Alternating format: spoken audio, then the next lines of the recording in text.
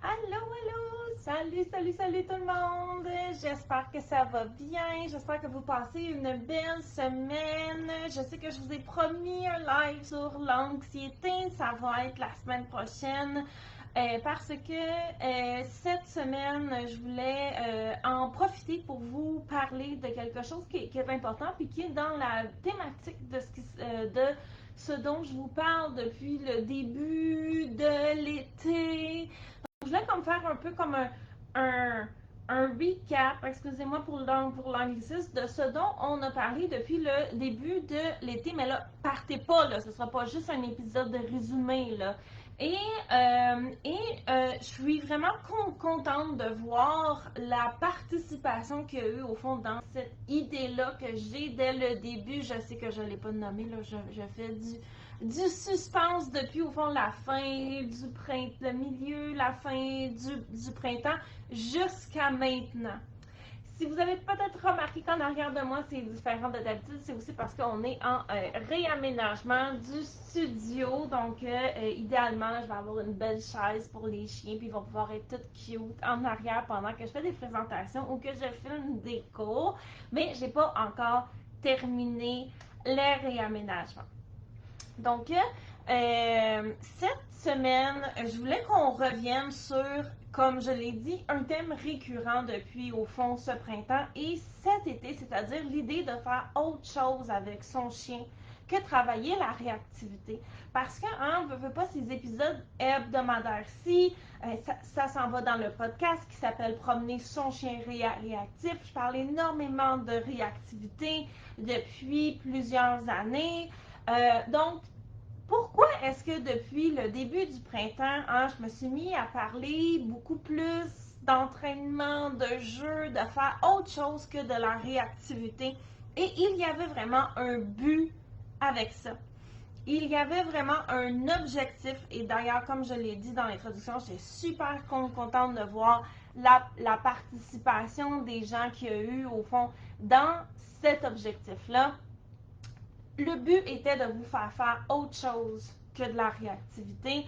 Le but était aussi de vous amener à découvrir d'autres facettes de votre relation avec votre chien que faire des entraînements de réactivité ou penser à tout ce que vous ne pouvez pas faire avec lui.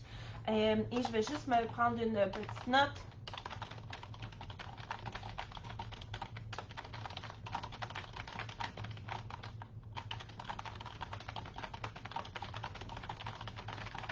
Et j'ai juste eu une idée donc que j'ai ajoutée dans mon plan de cours. Et comme au fond, je le dis, je voulais vraiment vous amener à travailler autre chose que la réactivité. Je voulais aussi vous amener à entraîner davantage vos chiens, que ce soit par le jeu. Il y a eu le cours Jour de pluie qui a sorti. On a beaucoup parlé de ces différentes choses-là. Je vous ai amené aussi à entraîner des jeux, des exercices, excusez-moi, parce qu'on a fait un exercice d'autocontrôle à un moment donné. On a parlé de manipulation aussi. On a parlé d'attention. On a parlé aussi d'aller se promener en liberté avec nos chiens. On a parlé de rappel. Bref, depuis ce printemps et cet été, on a parlé de plein de choses qui ont cette espèce de grand chapeau-là de l'entraînement et qui, au fond, n'est pas toujours en lien avec la réactivité et c'était voulu. Parce que je l'ai déjà dit, je vais le répéter autant de fois que vous avez besoin de faire autre chose que travailler la réactivité, c'est essentiel lorsqu'on a un chien réactif. Et beaucoup de gens ont tendance à séparer leur vie. Il y a tout ce qu'on voulait faire et qu'on ne peut pas faire qui est comme en arrière de nous, comme des rêves terminés, brisés. Il y a les entraînements de la réactivité. Donc, au fond, notre vie tourne autour de la réactivité de notre chien. Et il y a le mythique après. Donc, une fois la réhabilitation, quand là, on pourra avoir du plaisir avec notre chien. Et cette vision-là contribue à une partie du problème en réactivité. Ce n'est pas bon. Est-ce que en réactivité, il ne faut pas qu'on adapte certaines choses par rapport aux difficultés de notre chien et d'aller se mettre dans des situations où il ne va pas réagir, non, aller se mettre dans des situations où ça va être du succès, bien entendu. Mais on ne peut pas attendre que la réactivité soit terminée avant d'avoir du plaisir avec notre chien. Parce que sinon, notre quotidien va être lourd, ça va être pessimiste. Si à chaque fois aussi qu'on fait quelque chose avec notre chien, tout tourne autour de la réhabilitation, tout tourne autour de la réactivité, veut pas, le fait d'être ensemble ne sera pas nécessairement plaisant. Et il va y avoir une espèce d'association négative de la part de votre chien à tous les fois où on interagit ensemble et que vous essayez de faire des choses avec lui, surtout si c'est à l'extérieur de la maison.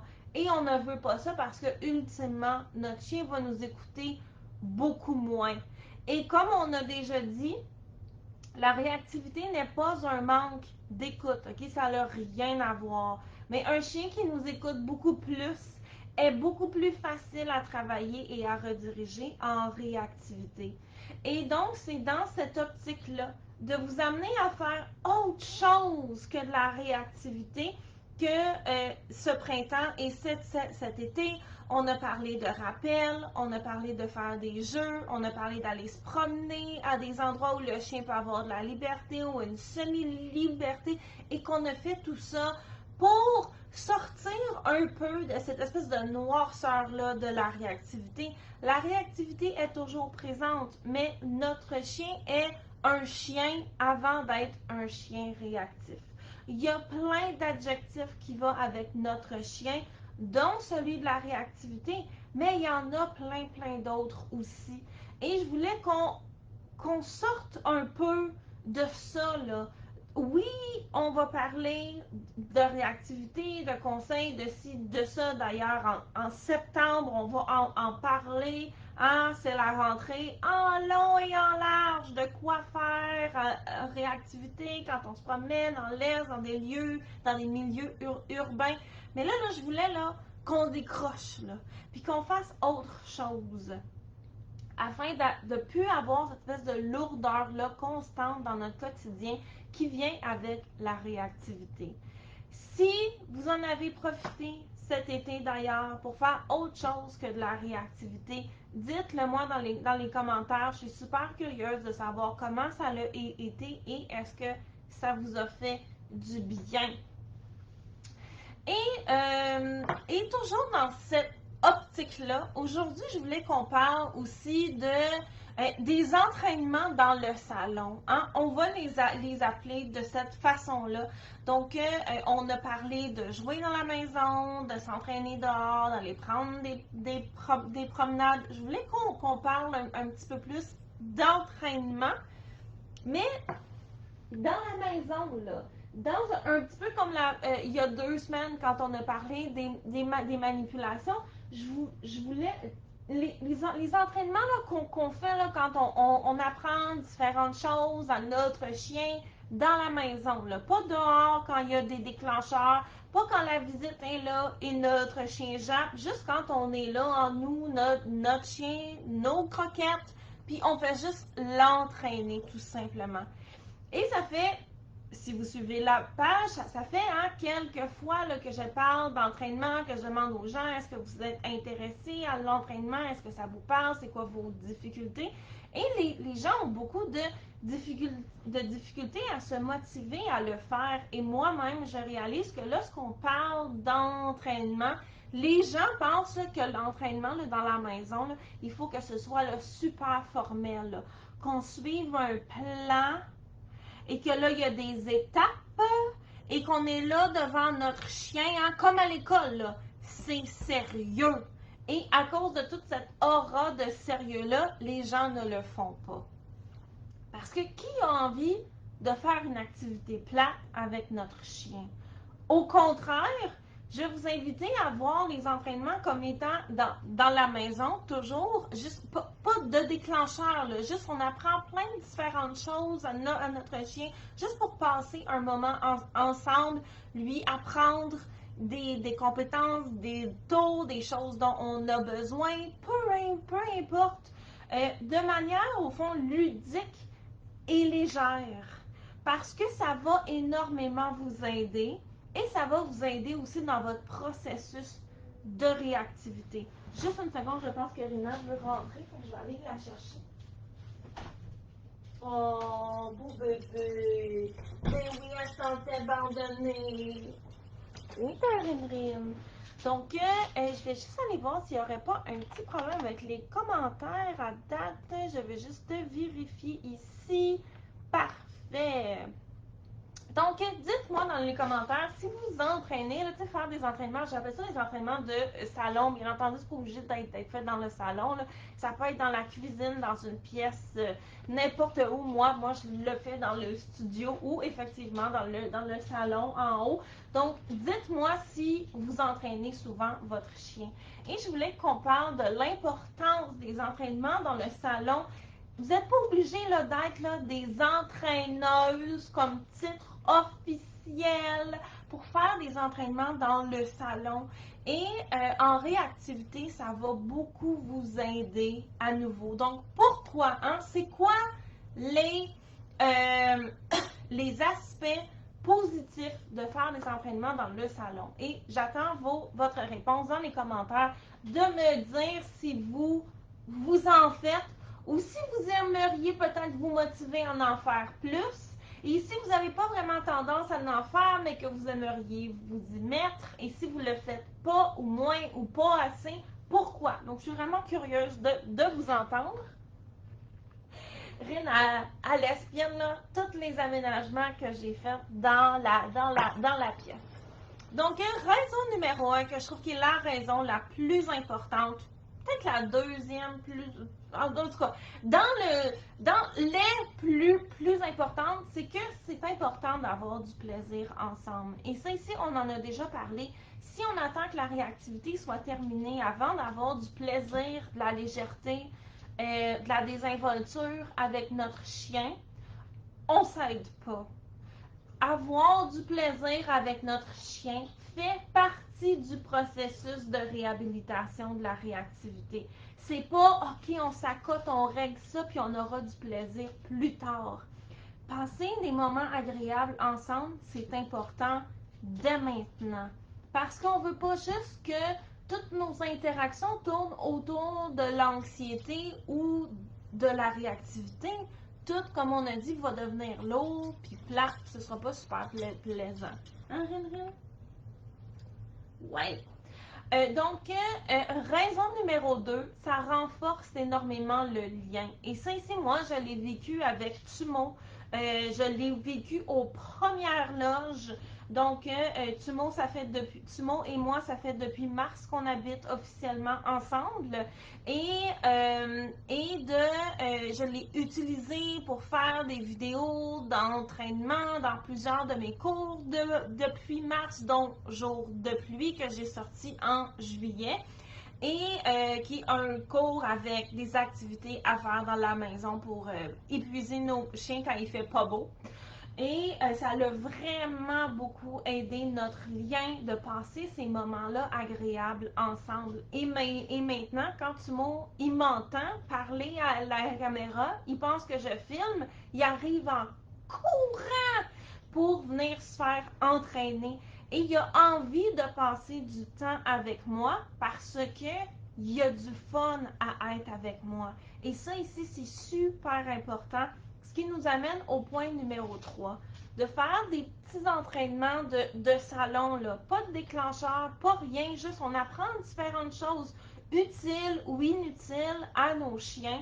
Ça augmente l'écoute. Et ça, ici, je l'ai déjà dit et c'est important.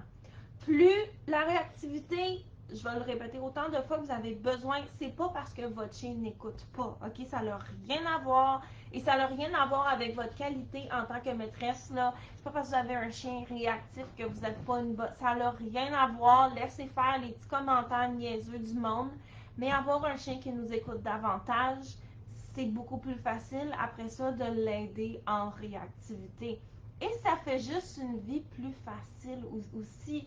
De cette façon-là, de cette même façon, Tumo m'écoute beaucoup plus depuis que j'ai commencé à l'entraîner activement, ce qui fait qu'il y a c'est beaucoup plus facile quand j'ai besoin qu'il vienne ici quand je l'appelle, qu'il rentre dans la maison quand c'est l'heure de rentrer dans la maison, au point où maintenant, on est capable de promener Tumo en liberté, il peut courir avec ses sœurs, il y a du fun, ce qui aide son humeur aussi parce que sa vie est plus enrichie. On va en reparler de ça aussi. Donc, il y a une vie qui correspond davantage à ses besoins parce qu'il écoute davantage et vu qu'il écoute plus, on peut lui donner plus de liberté. Et donc, il y a comme l'inverse d'un cercle vicieux. Il y a un cercle positif qui s'installe aussi. Et ce qui fait que notre chien qui est anxieux ou réactif, parce qu'il passe des bons moments où il se sent champion, là, quand on entraîne notre chien, le but, c'est que notre chien se sente champion, ok?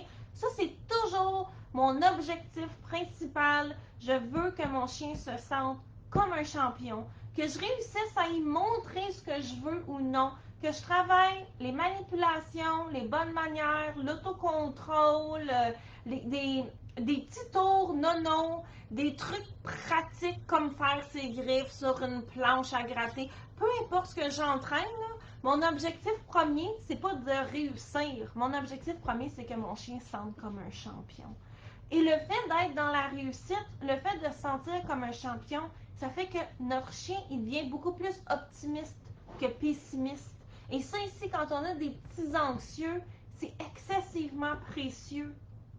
Et ça va avoir un impact positif direct sur les situations où il y a de l'anxiété ou de la réactivité parce que notre chien va voir les choses, va appréhender la vie de manière un peu plus positivement qu'avant. Donc, vouloir que convaincre et vouloir et créer un espace dans notre vie où notre chien se sent comme un champion, c'est essentiel dans un processus de réhabilitation de la réactivité. Ça va tellement vous aider, alors qu'il n'y a même pas de déclencheur ici, là. Je l'ai dit, là, on est dans facile, léger, du plaisir ensemble. Et ça va avoir des impacts positifs.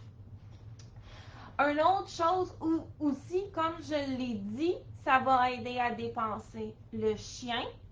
Et donc, comme il va être mieux dépensé, il va moins tendance à répéter des patterns instinctifs, dérangeants ou nuisibles. Et ça ici, je l'ai vécu avec Tumo. Les journées où je l'entraîne davantage, il est beaucoup plus apaisé et il est beaucoup moins grognon avec mes autres chiennes. Parce que, ben, il est fatigué, il s'en va se coucher tout simplement. Mais comme il ne répète pas ces comportements-là, le pattern devient de moins en moins fort aussi. Donc, un autre effet positif qui n'a aucun rapport avec un chien qui est anxieux, puis qui a besoin aussi d'avoir une vie qui est positive, qui est enrichie et qui a besoin de mieux se dépenser. Un autre élément, ça donne des outils aux chiens. Et ça, ici, c'est à nouveau très, très, très précieux en réactivité ou en anxiété ou avec n'importe quel type de problème de comportement parce que le chien, on lui donne des outils pour être capable de se sortir des situations, pour être davantage capable de nous écouter, pour que lorsqu'on essaye de faire différentes choses, pas comme une prise de tête entre ce que le chien veut et ce que nous, on veut, et aussi ça lui donne des outils de communication pour nous demander de l'aide. Et ça ici, ça va avoir un impact positif direct sur toutes vos tentatives de réhabilitation. Donc, ça va énormément vous aider. Un autre élément qui est important aussi, qui rentre un peu dans l'écoute, c'est que ça l'augmente, ça généralise et ça pratique la compréhension du chien de certains comportements qu'on va lui demander dans des contextes de réactivité, d'anxiété, protection des ressources, gestion des émotions en général. Donc, on pense souvent que lorsqu'on a appris une compétence à notre chien, ça y est, il le sait, on peut l'utiliser. Mais les chiens ont besoin de répétition avant de bien comprendre. Des fois, ils ne sont pas sûrs à 100% exactement d'un concept. Et le fait de faire des petits entraînements dans le salon va aider à clarifier nos attentes et à clarifier aussi le comportement et à le généraliser. Et ça, ici, ça va nous aider énormément parce que le chien, c'est pas juste que ça va augmenter l'écoute parce qu'il va avoir envie de nous écouter, c'est que ça va augmenter l'écoute parce qu'il comprend mieux qu'est-ce qu'on veut. Il va avoir beaucoup moins de frustration parce qu'on lui demande des choses, puis il n'est pas exactement certain de ce qu'on veut, puis nous, on n'est pas content parce qu'il y a de la misère à nous écouter. Donc ça, ici, un autre impact très, très, très positif. Et dans la même veine, on se le rappelle, un comportement qui est renforcé, c'est un comportement que le chien va vouloir reproduire. Donc, en faisant des petits entraînements dans notre salon, eh bien, veut pas, on renforce ces comportements-là qu'on va utiliser en réactivité. Donc, même si le chien le sait, même s'il le maîtrise, le fait de le pratiquer et que ces comportements-là continuent à être renforcés, va encore plus donner envie au chien de nous écouter et de nous écouter rapidement. Donc, ça va baisser ce qu'on appelle la latence, c'est-à-dire le délai entre la commande et le moment d'exécution du chien. Le chien va s'exécuter avec beaucoup plus d'enthousiasme aussi parce qu'il sait que le comportement va être payé, parce qu'il y a une association positive au fait de produire le comportement qui est demandé. Et ça, en réactivité, où chaque fraction de seconde compte, avoir un chien qui écoute rapidement, ça va vous sauver les fesses. Donc, à nouveau, quelque chose qui est super positif, qui vient de travailler avec notre chien dans des contextes où il n'y a pas de déclencheur. À nouveau, ça aide à faire acquérir des métacompétences au chien. Là, ça ici, c'est un petit peu plus compliqué à expliquer, mais quand il y a une différence entre un comportement et une métacompétence. Donc, si je demande à mon chien de s'asseoir, j'ai dit assis, et que mon chien met ses fesses au sol, ben, il a appris le comportement assis. Si je fais faire des petits exercices un exercice d'autocontrôle à mon chien, il a appris cet exercice-là spécifiquement.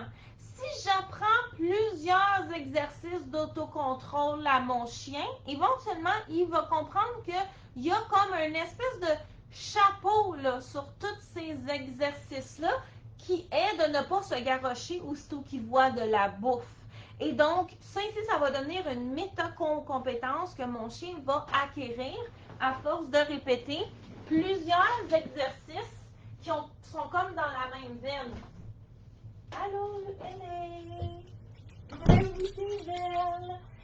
donc, les métacompétences que les chiens acquièrent lorsqu'on fait des petits entraînements dans le salon peuvent être pas insister, changer d'idée, changer ce qu'on fait, changer ce qu'il y a en tête quand on le demande. Et ça ici, je vais le pratiquer pendant les séances d'entraînement. Par exemple, je vais souvent changer qu'est-ce que je suis en train d'entraîner à mon chien.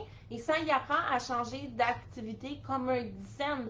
Donc, ça évite qu'il hyper focus sur juste une chose. Et ça, ici, c'est une métacompétence à nouveau qui est très, très, très pratique. Parce que j'aime pas avoir de l'acharnement, sauf en sport, mais ça ici, c'est comme autre chose. En réactivité, ah bon, ben là, voilà, tu montes. Tout le monde va être là. Viens, ta bébé! Mais non, on s'entraîne pas aujourd'hui.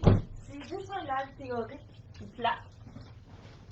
Donc, la patience, et c'est ici, je l'ai énormément travaillé avec Tumo.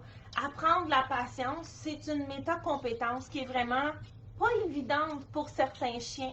Et de faire des petits entraînements dans le salon, ça va nous aider à faire plusieurs choses en ce sens. Donc, au fond, je vais apprendre à Tumo que s'il y a de la bouffe, c'est pas nécessairement pour toi, ça peut être pour les autres. Attendre son dos quand je l'entraîne, pas se garrocher. Ça va aider à l'enthousiasme aussi. Là, on sort de la patience. L'autocontrôle, qui est quelque chose que je travaille quand même pas mal et qui va de pair avec la patience. Donc, ça va tout aider à l'acquisition de ces métacompétences-là. Parce que c'est pas parce qu'on a un chien qui est capable de rester assis pendant qu'on a des croquettes dans la main, ça veut dire que ce chien-là a un bon autocontrôle en général. Donc, il va falloir qu'on travaille un petit peu plus. Un autre élément qui est important par rapport à la relation aussi, c'est qu'en faisant beaucoup de petits entraînements, aller faire des activités où, c'est positif d'être ensemble. Lorsqu'on va être dans des contextes de réactivité, par après, on va avoir chez notre chien l'idée de partenariat avec nous. Alors que très souvent, ce que j'observe chez les gens qui ne font que de la réactivité, le chien est en opposition avec eux parce que le chien, il veut aller réagir, même si c'est pas bon pour lui. Et donc, il n'y a pas cette espèce d'idée de partenariat parce qu'on est la personne, on est doux, hein, qui l'empêche d'aller réagir, plutôt que d'être la personne qui est là pour l'aider à mieux gérer ses émotions. Donc, c'est une bonne façon de faire une activité qui est simple, qui est accessible, qui prend 5 minutes dans votre journée. Tu sais, on n'a pas toujours 45 minutes là, pour aller mettre le chien dans la voiture, aller conduire à un endroit où on va pouvoir aller faire de la randonnée, blablabla. Donc, c'est 5 minutes et ça nous permet, excusez-moi, je vais juste ouvrir la porte parce que là, les chiens, il y a beaucoup de people au pouce carré, puis ça commence à avoir des petites tensions entre mes deux plus vieux. Donc, ça va aider à bâtir ce partenariat-là. Quand je dis ça, ça ne veut pas dire, je ne suis pas en train d'insinuer que votre chien, il ne vous aime pas, là. Votre chien vous adore, vous l'adorez aussi, mais lorsque vous êtes en train de vouloir lui demander différentes choses et faire des interventions avec lui, si la majorité des interventions que vous faites, c'est pour l'empêcher de faire quelque chose, vos interventions sont en opposition avec lui. Alors que si la majorité des fois où on lui demande quelque chose, c'est en partenariat avec lui, mais il va avoir beaucoup plus envie, il va avoir moins cette prise de tête-là. Et ça, ici, en réactivité, ça ne nous aide pas. Mais c'est très, très, très courant parce que justement, si les rares fois où on entraîne le chien, c'est devant des déclencheurs, ben ça va, vous ne pouvez pas teinter ces interactions-là. Donc un autre élément que ça va aider aussi, qui concerne un peu plus les chiens de travail, ça leur donne quelque chose à faire. Et je sais que c'est pas courant de parler de ça, mais chez les chiens de travail, avoir une tâche, c'est un besoin. Et de faire des entraînements, ça peut aider à combler ce besoin-là d'avoir une tâche à faire. Et ça, ici, je le vois chez Rina, par exemple, qui est mon chien démo principal. Elle se réalise beaucoup dans cette tâche-là, qui lui amène du bonheur et elle se sent utile et ça la rend apaisée. C'est un besoin pour elle de travailler. Alors que Tumo, qui est un Shiba, c'est un chien de salon, Tumo aime les entraînements, mais il y a moins ce besoin viscéral-là d'avoir une tâche. Et Rina a plusieurs tâches, donc celle d'être mon chien démo principal, et je le vois à quel point ça lui fait du bien. Donc, si vous avez un chien qui est une race de travail traditionnellement, c'est possible que votre chien ait besoin de faire quelque chose. Est-ce qu'on lui donne quelque chose à faire? Parce que sinon, il va se trouver quelque chose, puis des fois, ça va être de se compter des peurs. Malheureusement, j'ai vu ça excessivement souvent. Donc, ça peut aider, ça va aider à combler ce besoin-là. Sans nécessairement que ça veut dire que vous allez avoir un chien des mots puis commencer à faire des lives, là. C'est pas ça que je vous dis. Ren, elle sait pas. Mais dans sa tête, elle se sent utile. Et pour elle, ça ici, c'est un besoin. Et votre chien, s'il y a ce besoin-là d'être utile aussi, ben vaut mieux que ça se passe en faisant des entraînements avec vous qu'à se parquer devant la fenêtre puis à japper aussitôt qu'il se passe tout et n'importe quoi. Des mémères de quartier, on n'en a pas besoin, là. C'est incorrect. De toute façon, le poste est déjà comblé par la voisine 3 maisons plus loin. Fait que notre chien, il n'a pas besoin de le faire. Et un autre élément ici qui est pour nous, OK? Et ça ici, je le vois, c'est excessivement important et c'est quelque chose qui est vital en réactivité.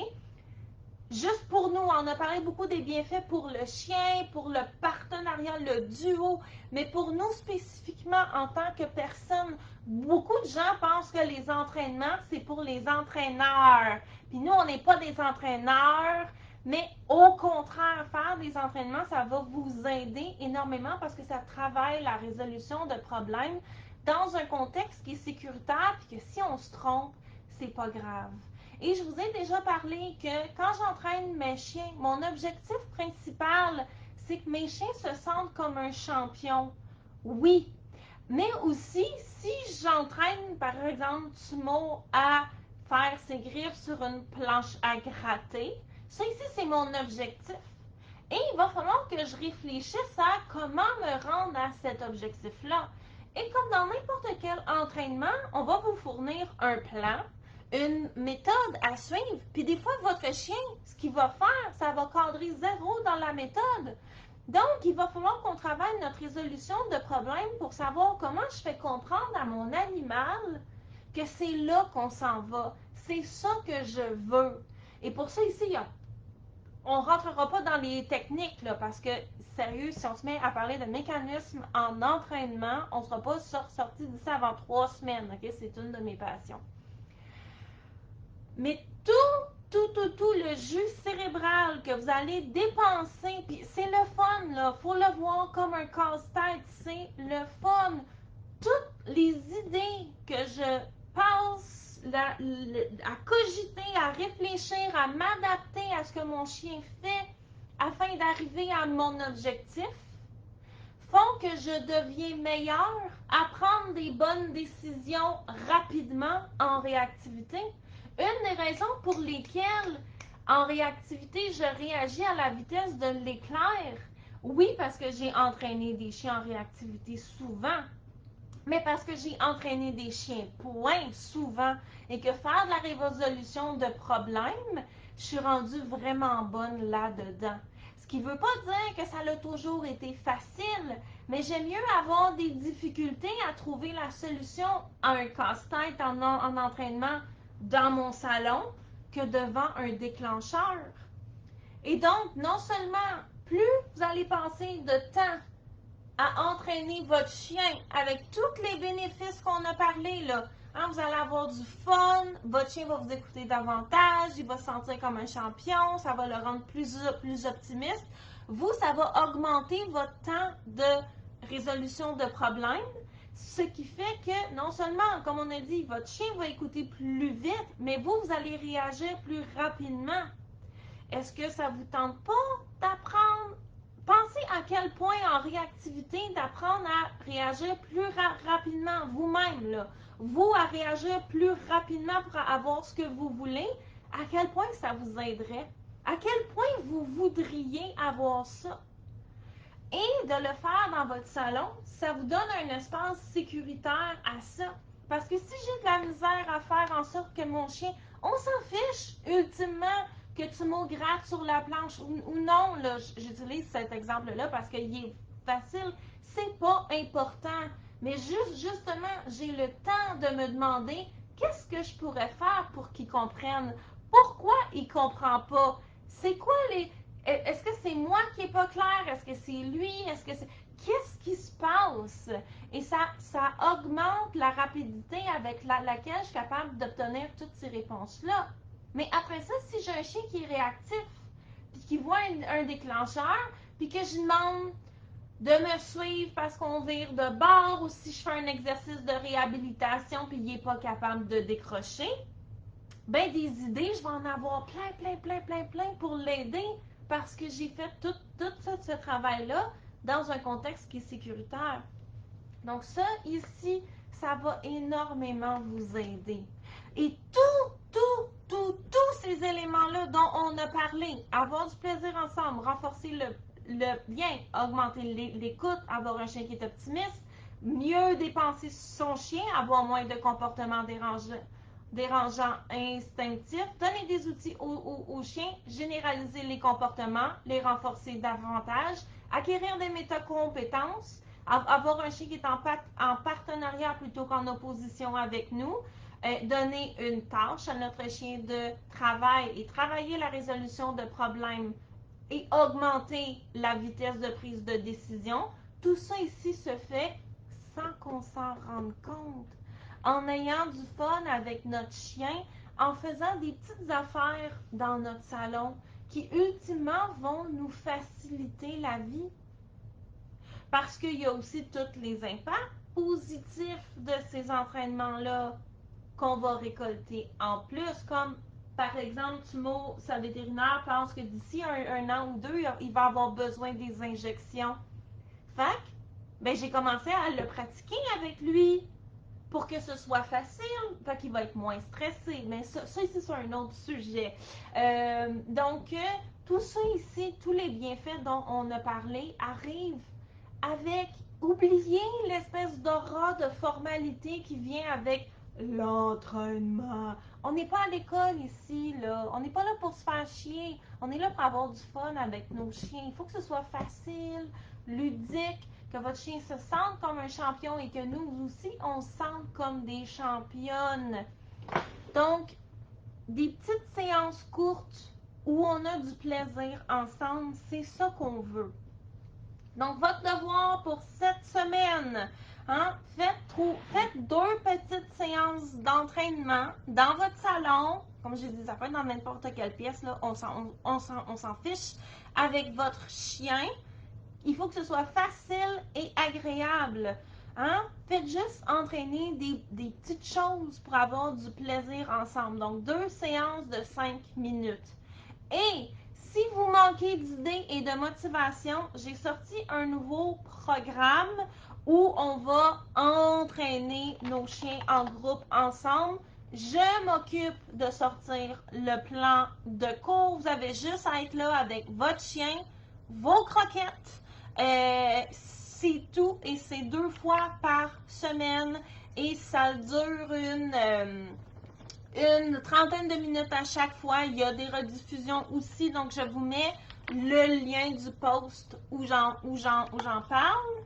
Sinon, si vous voulez des idées de jeu, parce que vous commencez là, dans l'univers de l'entraînement, vous n'êtes pas trop sûr, j'ai le cours Jour de pluie qui est un super belle, allô petit bébé, porte d'entrée si vous n'êtes vraiment pas sûr, c'est nouveau pour vous, qui pourrait vous aider. Si quand j'ai parlé d'attention, oh, vous avez dit comment oui, c'est un besoin que j'ai aussi un autre cours avec 23 jeux d'attention à faire avec son chien. Des jeux, là, c'est une forme d'entraînement. Comme je vous ai dit, on oublie l'espèce d'aura de officiel. Là. Jouer avec son chien, c'est une forme d'entraînement aussi. Et moi, tous les jeux que je vous propose sont ludiques, mais il y a comme très souvent une petite facette éducative sans que votre chien s'en rende compte. Et si vous êtes des férus de l'entraînement, vous aimez vraiment ça, j'ai vraiment un cours sur entraîner où vous êtes seul. Et si vous avez besoin, bien entendu, d'un groupe, j'ai le groupe d'entraînement qui commence le 9 février. Ça va durer 4 semaines. Donc, les liens sont en commentaire. Ils sont aussi dans la description du live. Merci à tout le monde d'avoir été ici. Je vous répète votre devoir. Faites 2 petites séances d'entraînement de 5 minutes avec votre chien dans la maison. Pas de déclencheur, pas de chose qui fait peur, pas de visite, pas rien, là. Juste vous et votre chien avoir du fun ensemble. Hein? Pas juste d'y donner des trucs agrégés ou... Mais, donnez-y-en pareil, là, bien entendu, là, c'est fait ça, avoir une vie bien remplie. Oui, excusez, le 29 septembre, Elisabeth, t'as raison. Juste parce que je commence à être fatiguée, je me trompe toujours dans mes mots. Oui! Donc, faites 2 petites séances d'entraînement de 5 minutes, facile, agréable, avec votre chien. Et la semaine prochaine, on va parler d'anxiété versus du stress. C'est quoi la différence? C'est quoi la différence entre un chien qui est sensible et un chien qui est anxieux? Donc, on va parler de ça. Là, ça va être peut-être un petit peu plus lourd comme sujet, mais pour cette semaine, on s'amuse. Hein? On est comme encore un peu dans l'esprit de vacances. Moi, techniquement, je vais être en vacances la semaine prochaine. Donc, je vais peut-être annuler le live la semaine prochaine puis le mettre l'autre d'après. Je vais vous donner des nouvelles. Donc, de toute façon, je vais l'annoncer. Donc, on se voit pour le prochain épisode. Si jamais vous avez des questions par rapport à l'entraînement en groupe, vous pouvez m'écrire. Ça va me faire plaisir de vous répondre. C'est un nouvel essai que je fais. J'essaie de voir si ça va pogner. À date, les gens sont intéressés. On a déjà 6 personnes, donc c'est vraiment cool. J'ai super hâte et on commence le 9 février, donc dans 2 semaines et demie. OK tout le monde, bye bye. Je vous souhaite une belle semaine. N'oubliez pas votre devoir. On est dans le ludique. 2 petites séances de 5 minutes. Oui, Elisabeth, j'ai vraiment hâte, moi aussi. Rina et Tumo ont particulièrement hâte, donc ça va être génial. Bye bye!